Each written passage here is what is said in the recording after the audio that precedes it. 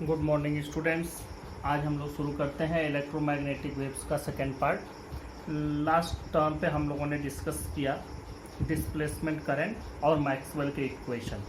देखो, displacement current भी ज़रूरी है आपके लिए जानना। मैक्सवेल्स के इक्वेशन इलेक्ट्रोमैग्नेटिक वेव्स का बिल्डिंग ब्लॉक्स हैं, वो इसका बेस है।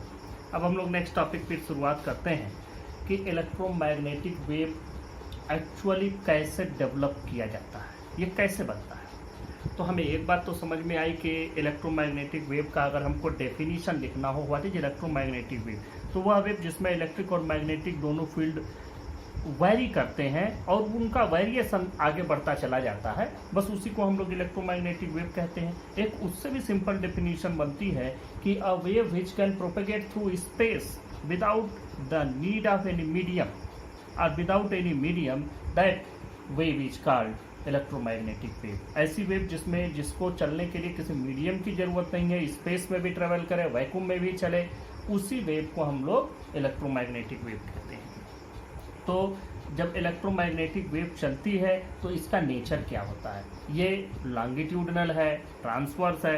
तो एक डेफिनेशन तो हमारे पास सिंपल मिल गई कि जिसमें इलेक्ट्रिक और मैग्नेटिक फील्ड के वेक्टर्स एक दूसरे के म्यूचुअली परपेंडिकुलर डायरेक्शन में ऑसिलेट कर रहे हैं और उसके परपेंडिकुलर डायरेक्शन में वेव चल रही हो, तो ऐसी वेव को इलेक्ट्रोमैग्नेटिक वेव कहेंगे। जरा इसके इवोल्यूशन का सोर्स देखते हैं, what is the source of the electromagnetic wave. तो उसके बाद हम इसकी डेफिनेशन लिखते हैं और फिर आगे बढ़ते हैं।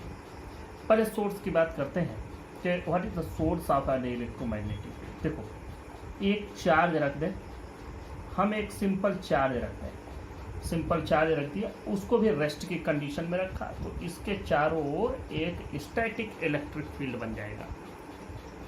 कोई भी चार्ज रखे हो तो उसके चारों ओर एक कांस्टेंट डिस्टेंस के साथ थोड़ा वेरिएशन होगा, लेकिन अगर एक डिस्टेंस पर लेंगे चारों ओर तो एक कांस्टेंट हमको इलेक्ट्रिक फील्ड बनेगा।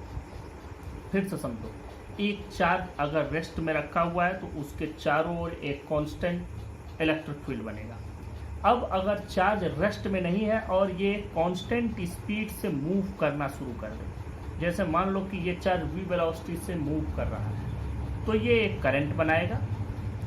और अगर कहीं किसी वायर में करंट है तो उस वायर या जिस भी कंडक्टर के थ्रू वो मूव कर रहा है उसके चारों ओर एक मैग्नेटिक फील्ड भी बनेगा। फिर से समझो, एक चार्ज अगर रेस्ट में है तो वो एक स्टैटिक इलेक्ट्रिक फील्ड बनाया। चार्ज अगर एक कांस्टेंट स्पीड से मूव कर रहा है तो उसके चारों ओर एक कांस्टेंट मैग्नेटिक फील्ड बना। ये मैग्नेटिक फील्ड वैरी नहीं करेगा। लेकिन अगर कहीं ऐसा हो कि यह चार्ज एक वेरिएबल वेलोसिटी से मूव कर रहा हो, इसकी स्पीड वैरी कर रही हो, तब क्या होगा, तब इसके चारों ओर, यहाँ पर एक बात समझो कि जब यह चार्ज पार्टिकल मूव कर रहा है एक कांस्टेंट स्पीड से, तो इसके चारों ओर इलेक्ट्रिक फील्ड भी बन रहा है और मैग्नेटिक फील्ड भी बन रहा है। इलेक्ट्रिक फील्ड कहाँ बन रहा है ये भी समझो कि मान लो कि अगर करंट की डायरेक्शन ये है तो करंट की डायरेक्शन हम लोग किसको लेते हैं, प्लस चार्ज के चलने के डायरेक्शन को या इलेक्ट्रॉन के चलने के अपोजिट डायरेक्शन को। तो पहले समझो कि अगर हम इधर से इधर की ओर इलेक्ट्रिक, यहाँ अगर हमारा प्लस है, यहाँ अगर माइनस है और इसको हमने आपस में कनेक्ट किया है, तो करंट की डायरेक्शन इस इधर की ओर होगी और इसके चारों ओर मैग्नेटिक फील्ड इस डायरेक्शन में बनेगा। करंट जिस डायरेक्शन में है इलेक्ट्रिक फील्ड भी उसी डायरेक्शन में होगा, क्योंकि इलेक्ट्रिक फील्ड की डायरेक्शन किधर होती है, पॉजिटिव टू नेगेटिव। तो इलेक्ट्रिक फील्ड इस डायरेक्शन में है, ध्यान दो इलेक्ट्रिक फील्ड ऐसे है, जबकि मैग्नेटिक फील्ड की डायरेक्शन इसके चारों ओर ऐसे, इस डायरेक्शन, इसको घेरे हुए, मतलब इलेक्ट्रिक फील्ड के जस्ट परपेंडिकुलर डायरेक्शन में मैग्नेटिक फील्ड बना। और वो मैग्नेटिक फील्ड कैसा है, कांस्टेंट है। इलेक्ट्रिक फील्ड इन दोनों के बीच में है, बीच में कंडक्टर लगा हुआ है, ये कंडक्टर से हमने पॉजिटिव और नेगेटिव को जोड़ दिया है। ये कोई प्लेट ना समझ लेना, ये पॉजिटिव और नेगेटिव प्लेट्स हैं, इनको कंडक्टर से जोड़ा गया है, यह मैं कह रहा हूँ। ये नहीं, इनके बीच में स्पेस नहीं है, खाली जगह नहीं है। तो इनके बीच में इलेक्ट्रिक फील्ड और इनके परपेंडिकुलर डायरेक्शन में इसको घेरे के रूप में, इसको घेरे हुए मैग्नेटिक फील्ड बना और ये दोनों कांस्टेंट बने। मैग्नेटिक फील्ड भी कांस्टेंट बना और इलेक्ट्रिक फील्ड तो आपका ये वेरिएबल है, कोई बात नहीं है, ये मूव कर रहा है, सिर्फ वेरिएबल नहीं है, मूव कर रहा है। तो इस तरह से इलेक्ट्रिक फील्ड बना। अब हम बात दूसरी करते हैं कि अगर हम किसी चार्ज पार्टिकल को, इलेक्ट्रॉन को या पॉजिटिव चार्ज पार्टिकल को, पॉजिटिव चार्ज पार्टिकल की बात करते हैं क्योंकि वही डायरेक्शन हो जाती है करंट की। अगर ये पॉजिटिव चार्ज पार्टिकल और ये किसी ऐसी वेलोसिटी से मूव कर रहा है जो वेरिएबल है, अभी यहाँ v1 है, यहाँ v2 हो गई, यहाँ v3 हो गई, यहाँ आगे जाके v4 हो गया, ये बढ़ते हुए हो या घटते हुए हो या बढ़े फिर घटे, किसी भी तरीके से अगर ये वेरिएबल है, वेरिएबल स्पीड से मूव कर रहा है, तो इसका मतलब कि वेरिएबल वेलोसिटी का मतलब हो गया एक्सीलरेशन। अब सोचो कि जो इसके बीच में इलेक्ट्रिक फील्ड बना वह इलेक्ट्रिक फील्ड कैसा होगा, वेरिएबल होगा। अब एक चीज़ और भी समझो कि अब इसके चारों ओर भी मैग्नेटिक फील्ड बन रहा होगा, जैसे इसके चारों ओर मैग्नेटिक फील्ड बना, लेकिन पहले ये मैग्नेटिक फील्ड कांस्टेंट बना, अब ये मैग्नेटिक फील्ड वेरिएबल बना। जब भी एक वेरिंग मैग्नेटिक फील्ड होता है तो according to the law of electromagnetic induction, Faraday's law of electromagnetic induction, उससे हमको ये मालूम है कि एक variable magnetic field produces variable electric field. तो इससे वेरिएबल, ये मैग्नेटिक फील्ड हो गया, इससे वेरिएबल इलेक्ट्रिक फील्ड बना। अभी हमने देखा पिछले टर्म पे कि एक variable electric field also produces a magnetic field. अब ये वेरिएबल इलेक्ट्रिक फील्ड है तो ये मैग्नेटिक फील्ड, और एक variable electric field also works as a current which is called displacement current. तो ये वेरिएबल इलेक्ट्रिक फील्ड अब अगेन वेरिएबल मैग्नेटिक फील्ड बनाएगा, ये वेरिएबल इलेक्ट्रिक फील्ड बनाएगा, ये वेरिएबल मैग्नेटिक फील्ड बनाएगा। इस तरह से electric magnetic, electric magnetic, electric magnetic बनता चला जाता है, और इसको हम क्या कहते हैं, इलेक्ट्रोमैग्नेटिक वेव। ये पैटर्न आगे की ओर बढ़ता चला जाता है, और कहीं भी कोई भी डिस्टर्बेंस अगर प्रोड्यूस हुआ है और वह डिस्टर्बेंस अगर टाइम के साथ आगे की ओर प्रोपेगेट हो रहा है, दैट इज कॉल्ड वेव। यहाँ भी ये एक डिस्टर्बेंस, एक पैटर्न बना, ये पैटर्न आगे की ओर प्रोपेगेट हो रहा है, दैट इज कॉल्ड वेव। तो इस वेव में जिसमें इलेक्ट्रिक और मैग्नेटिक दोनों फील्ड इंक्लूड हैं, इसको हम लोग कहते हैं इलेक्ट्रोमैग्नेटिक वेव। एक चीज़ और भी समझो कि दूसरी वेव्स जो हम लोग अभी पढ़ चुके हैं, मैकेनिकल वेव्स के बारे में आपने पढ़ा है क्लास 11th में, तो वहाँ आपको मैंने बताया था कि mechanical waves are those which require a material medium for their propagation. उनके चलने के लिए एक मटेरियल मीडियम जरूरी है जो कि इलास्टिक प्रॉपर्टी होल्ड करता हो, उसमें इनर्शिया हो, जिससे वो अपनी जगह से डिस्प्लेस हो तो फिर वापस अपनी जगह पर लौट करके आए, और वो एनर्जी को आगे की ओर ट्रांसफ़र करता चले। अगर एनर्जी आगे नहीं ट्रांसफ़र करेगा तो वेव कैसे चलेगी। तो वेव में होता क्या है, एनर्जी ही तो एक जगह से दूसरी जगह जाती है। मैं बोल रहा हूँ, मेरी बात आप तक पहुँच रही है, मतलब एक एनर्जी हमने जनरेट की जो आप तक पहुँच रही है, उसको पहुँचाने का मीडियम ये इलेक्ट्रॉनिक मीडियम हो गया। तो बात आगे करते हैं कि यहाँ पर भी हम लोग क्या कर रहे हैं। अगर वहाँ वह वेव था तो यहाँ पर भी यह वेव है। वहाँ पर जो वेव था उसके लिए मटेरियल मीडियम चाहिए था, लेकिन इसका मीडियम खुद में है, ये सेल्फ सस्टेन्ड है, सेल्फ कंटेन्ड इसमें है, सब कुछ इसी में खुद में ही है इसके पास। इसको चलने के लिए किसी मीडियम की ज़रूरत नहीं है। अब जैसे मैं एक बात कहूँ कि अगर हमारे पास एक व्हीकल हो तो उस व्हीकल को चलने के लिए एक रोड चाहिए। विदाउट रोड हम कहाँ लेकर के जाएंगे। लेकिन अगर हमारे पास कोई एयर में चलने वाली व्हीकल हो, जैसे हेलीकॉप्टर हो गया, प्लेन हो गया, तो अगर हेलीकॉप्टर है हमारे पास तो हमको उसको चलाने के लिए किसी भी रोड की ज़रूरत नहीं, क्योंकि उसमें खुद में अपना सारी व्यवस्था है, वो थ्रू द एयर चल सकता है। तो ये बात होती है। तो यहाँ पर इसमें इसके लिए जो इसमें मीडियम है ये इलेक्ट्रिक और मैग्नेटिक फील्ड के वाइब्रेशन से बन रहा है, तो वो तो खुद इसी में है। तो इसका मतलब कि इसको चलने के लिए किसी मीडियम की ज़रूरत नहीं है, और यही वह मेथड है जिसके थ्रू सन से रेज आप तक पहुंचती है। जो रेज आ रही है, लाइट किसी भी तरह का हो, चाहे एक्सरे हो, चाहे गामा रे हो, चाहे यूवी लाइट हो, चाहे वो विजिबल लाइट हो जो हमको दिखती है, जो सन से आ रही है लाइट, तो वो लाइट भी जहाँ पर स्पेस है उस एरिया से भी होकर के आ रहा है, उस रीजन को भी क्रॉस कर रहा है जहाँ कोई भी मीडियम नहीं है, लेकिन फिर भी सन से रेज हम तक पहुँच रही है। तो इसका मतलब ये हो गया कि यह वेव वही वेव है जो हम यहाँ बना रहे हैं, जो हमको यहाँ मिल रही है। तो इसका मतलब कि सनलाइट भी इलेक्ट्रोमैग्नेटिक वेव है। ये वैक्यूम को क्रॉस करके आती है, तो यह वेव वैक्यूम में चल सकती है। इसमें अपना मीडियम खुद में है। यह इलेक्ट्रिक और मैग्नेटिक फील्ड के वाइब्रेशन से बनता है। अब ये वाइब्रेशन कैसे होता है इसको हम आगे समझते हैं, पहले इसकी डेफिनेशन लिख लेते हैं। और डेफिनेशन लिखने के पहले एक बात और भी मैं आपको समझा दूं कि सोर्स क्या हुआ। अभी हम सोर्स की बात कर रहे हैं कि what is the source of an electromagnetic wave. फिर से बात समझो, एक अगर चार्ज पार्टिकल रख दिया गया स्टैटिक, तो वो एक इलेक्ट्रिक फील्ड बनाएगा, वो कांस्टेंट। अगर ये चार्ज पार्टिकल एक कांस्टेंट स्पीड से चलने लगे तो एक इलेक्ट्रिक फील्ड बना ही, और साथ में इसके चारों ओर एक कांस्टेंट मैग्नेटिक फील्ड बना।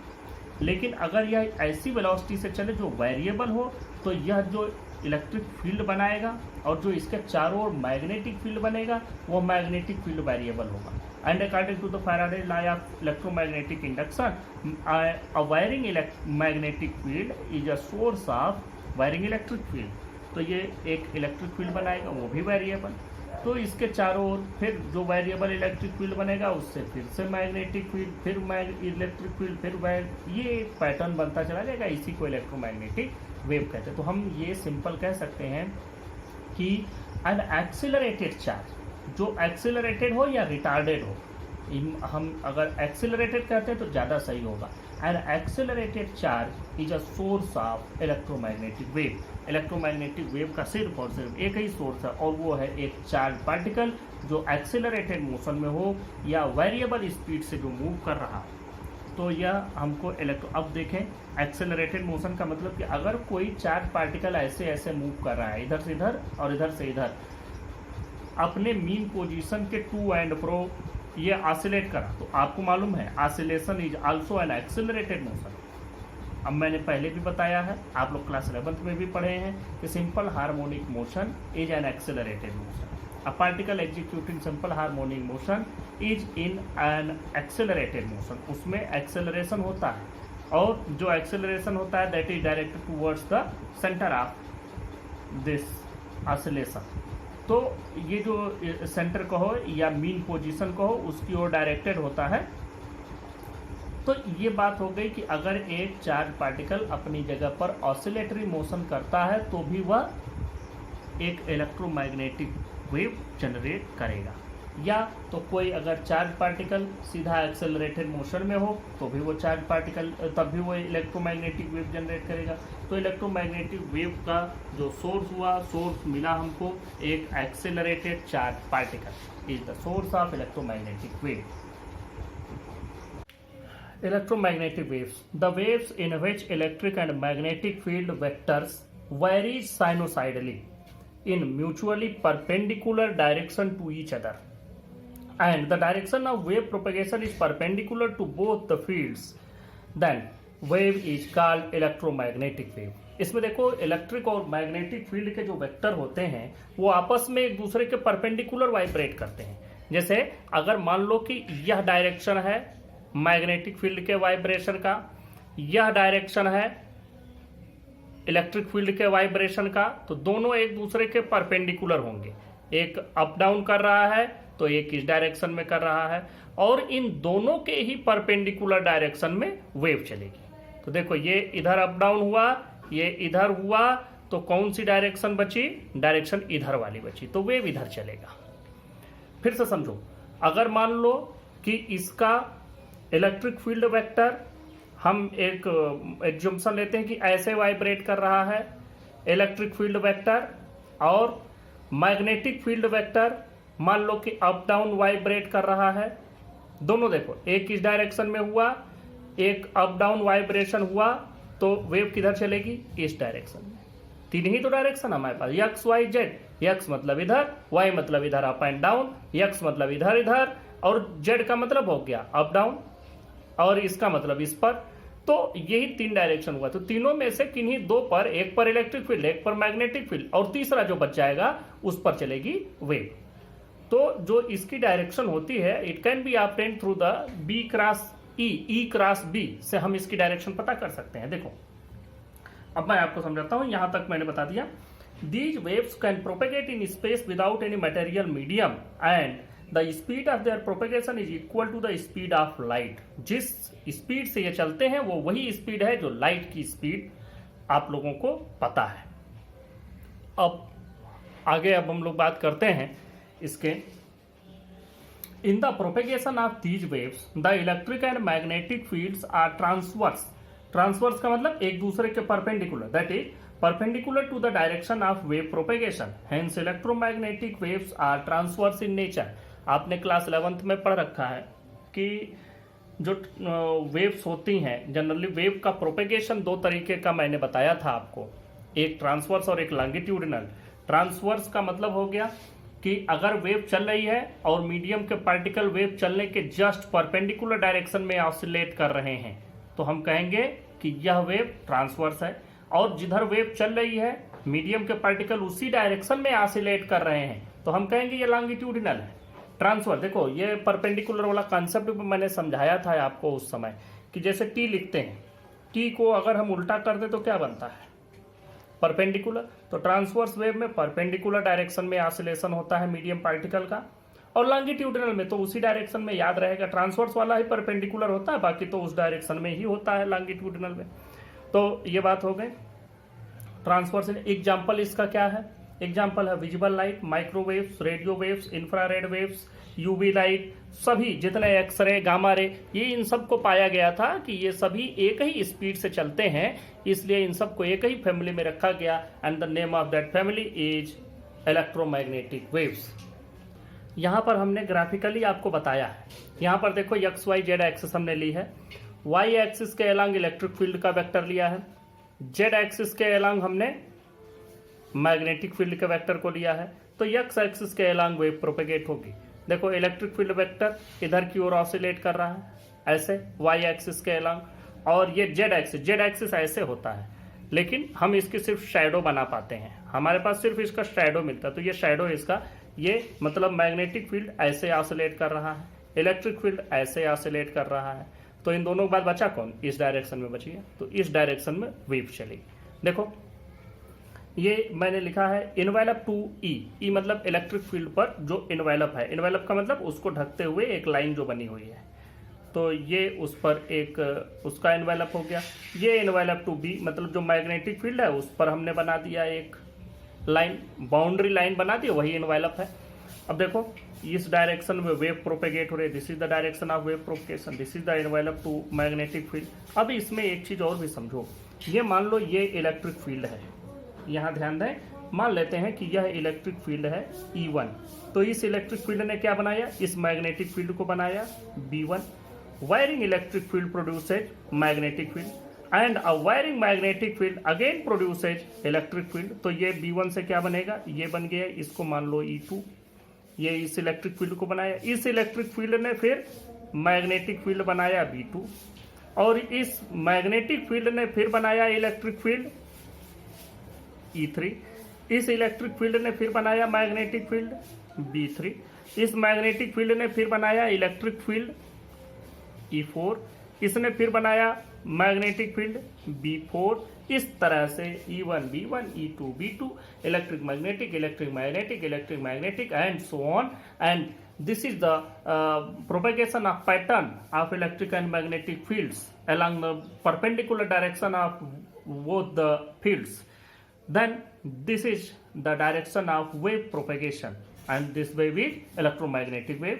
इस वेव में मैंने आपको बताया भी जो इसकी स्पीड होती है वही स्पीड हमको मिली जो लाइट की स्पीड है, जो लाइट हमको दिखती है, हमको तो अल्ट्रा विजुअल लाइट ही दिखता है, वायलेट से लेकर के और रेड तक के, तो हम उसी बीच में देख पाते हैं, वो हमको दिखता है। उसके अलावा इंफ्रारेड नहीं दिखता, वो भी इसी स्पीड से चलता है। अल्ट्रावायलेट नहीं दिखता, वो भी इसी से चलता है, इस सेम स्पीड से। गामा रे, एक्स रे, इन सब के चलने की, microwave, radio wave, all propagates through the same speed and due to their common speed they are combined in a family known as electromagnetic wave. So this is the process. एक चीज और भी, जब आप कोई भी रेफरेंस बुक की study कर रहे होंगे तो उसमें एक चीज है, वहां प्रूव किया गया है, prove that the nature of electromagnetic wave is transverse. वो लंबा चौड़ा डेफिनेशन और उसके साथ जो है वो प्रूफ दिया गया है। लेकिन आप सिलेबस में देखें, you have to only qualitative study of nature of light, transverse nature of light, you have to qualitatively study. Qualitative study का मतलब होता है कि इनफॉर्मल लैंग्वेज में, इनफॉर्मल, मैं फॉर्मल की बात नहीं कर रहा, इनफॉर्मल लैंग्वेज में उसकी स्टडी। और इनफॉर्मल लैंग्वेज का मतलब हो गया विदाउट डेरिवेशन। यहाँ पर जैसे according to the definition qualitative का मतलब होता है इनफॉर्मल, और यहाँ पर उस इनफॉर्मल का क्या मतलब हो गया कि हमें उसको मैथमेटिकली डिराइव नहीं करना है, प्रूव नहीं करना है। We have to only understand and we have to only know that the nature of electromagnetic wave is transverse, do not bother in the derivation of all these things। तो फिर speed of wave को भी कहीं कहीं define किया गया है, कोई जरूरत नहीं है। You have to only know that the speed of electromagnetic wave is the speed of light. बस ये बातें हो गई। इन चीजों के बाद बाकी हम लोग नेक्स्ट टॉपिक पर चलते हैं। Source of electromagnetic wave. देखो, इलेक्ट्रोमैग्नेटिक वेव्स का जो सोर्स होता है, मैंने बताया कि अगर एक चार्ज आप रख देते हैं स्टेशनरी तो वह एक इलेक्ट्रिक फील्ड सिर्फ बनाएगा, कोई मैग्नेटिक फील्ड नहीं। एक चार्ज अगर कांस्टेंट स्पीड से चलेगा तो वो अपने चारों ओर इलेक्ट्रिक फील्ड तो बनाएगा ही, उसके चारों ओर मैग्नेटिक फील्ड भी बनेगा। इलेक्ट्रिक फील्ड कहाँ बनता है? इलेक्ट्रिक, जैसे मैं आपको एक चीज़ यहाँ थोड़ा सा समझा दूँ कि मान लो कि अगर करंट ऐसे चल रहा है यहाँ इस डायरेक्शन में, तो इसका मतलब कहीं यहाँ पॉजिटिव होगा, कहीं यहाँ निगेटिव होगा, तब तो इधर से इधर करंट चल रहा है, तो इसका मतलब इलेक्ट्रिक फील्ड तो इधर से इधर बना, करंट भी इधर से इधर है। मैग्नेटिक फील्ड कैसा बना? मैग्नेटिक फील्ड बना इसके चारों ओर सर्कुलर फॉर्म में। तो ये आपको हमेशा याद रखना है। तो अगर एक चार्ज पार्टिकल कांस्टेंट स्पीड से चल रहा है तो उसके चारों ओर इलेक्ट्रिक फील्ड, मैग्नेटिक फील्ड दोनों बनेंगे, कांस्टेंट रहेंगे, वेरी नहीं होंगे। लेकिन अगर एक्सीलरेटेड मोशन में चलेगा तब क्या होगा? तो इसके चारों ओर इलेक्ट्रिक फील्ड तो बनेगा ही, लेकिन वह इलेक्ट्रिक फील्ड वेरिएबल होगा, जिससे variable magnetic field, variable magnetic field से अगेन वेरिएबल इलेक्ट्रिक फील्ड, उससे वेरिएबल मैग्नेटिक, इस तरह से ये इलेक्ट्रिक मैग्नेटिक बनता चला जाएगा। और एक accelerated charge is a source of electromagnetic wave. तो एक्सीलरेटेड चार्ज और ऑसिलेटिंग चार्ज दोनों में एक ही चीज होती है, एक्सीलरेशन इसमें भी है और ऑसिलेटिंग चार्ज है, जैसे ऐसे ऐसे ऑसिलेशन हो रहा है। तो एसएचएम में आपने पढ़ा है देयर इज अ एक्सीलरेशन, हमेशा एक एक्सीलरेशन होता है, मतलब simple harmonic motion is always an accelerated motion. तो उसमें भी ऑसिलेटिंग चार्ज होगा तो उसमें भी एक्सीलरेशन होगा, उसमें भी इलेक्ट्रोमैग्नेटिक वेव उससे भी प्रोड्यूस होगा। तो ये दोनों हो गए सोर्स। अब इनके बारे में आपको मैं बता देता हूं। एक्सेलरेटेड चार्ज और oscillating charge emits electromagnetic waves. अब आते हैं characteristic and properties of electromagnetic waves. देखो, बहुत सारी कैरेक्टरिस्टिक, बहुत सारी प्रॉपर्टीज हैं इसकी, लेकिन we are studying some important properties and characteristics. पहली बात देखो, these waves are produced by accelerated और oscillating charge and do not require any medium for their propagation. ये बताइए आपको। दूसरी बात, these waves travel in free space with speed given by 1 by mu naught under root mu naught epsilon naught equal to speed of light। वो भी आप लोगों ने डिराइव किया था पिछले चैप्टर में, जहाँ हम लोगों ने म्यू नॉट की वैल्यू रखी थी, और जैसे म्यू नॉट बाई 4 पाई आप जानते हैं 10⁻⁻7 होता है, और 1/4 पाई एप्सिलॉन नॉट की वैल्यू होती है 9 × 10⁻9। और उन दोनों से म्यू नॉट और एप्सिलॉन नॉट की वैल्यू निकालोगे तो ये वैल्यू आ जाती है इसके, मतलब इन दोनों को, अगर इन दोनों का प्रोडक्ट आप कैलकुलेट करेंगे तो आपको मिलता है 9 × 10⁻16, लेकिन उसकी अंडर रूट 3 × 10⁸, मतलब स्पीड ऑफ लाइट। तीसरी इसके करेक्टरिस्टिक देखो, इन electromagnetic waves the sinusoidal variation in both electric and magnetic field vectors occurs simultaneously, that is oscillations of electric and magnetic field vectors are in same phase। यह हमेशा आपको ध्यान में रखना है कि जो वेरिएशन होता है, जो वेरिएशन इसमें होता है साइनोसाइडल वेरिएशन, वह वेरिएशन एक साथ होता है। ऐसा नहीं कि इलेक्ट्रिक फील्ड एक बार बढ़ेगा तो फिर दोनों एक साथ पीक पर जाते हैं, दोनों एक साथ जीरो होते हैं, फिर दूसरी डायरेक्शन में दोनों एक साथ पीक पर जाएंगे। तो ये जान लेना कि इलेक्ट्रिक और मैग्नेटिक फील्ड का वेरिएशन एक साथ होता है। और अगर कोई चीज़ एक साथ घट बढ़ रही है, दो चीज़ें एक साथ घट बढ़ रही है, तो क्या कहेंगे दोनों को कि both are in same phase. चौथा कैरेक्टरिस्टिक प्रॉपर्टीज का देखो, the directions of variations in electric field vector and magnetic field vector are perpendicular to each other and also perpendicular to the direction of propagation of wave. Thus, these waves are transverse in nature. यहाँ से आपको समझ में आ जाता है electric और magnetic field के जो वेक्टर्स हैं ये दोनों एक दूसरे के परपेंडिकुलर डायरेक्शन में ऑसिलेट करते हैं, और अगर कहीं कोई वेव ऐसी चल रही है कि उसमें ऑसिलेशन परपेंडिकुलर डायरेक्शन में हो रहा है मीडियम के पार्टिकल या जिससे वो बना हुआ है, तो हम उसको क्या कहेंगे कि ये ट्रांसवर्स वेव है। फिफ्थ प्रॉपर्टी देखो, the velocity of electromagnetic wave depends entirely on the electric and magnetic properties of the medium and is independent of the amplitude of the field vectors.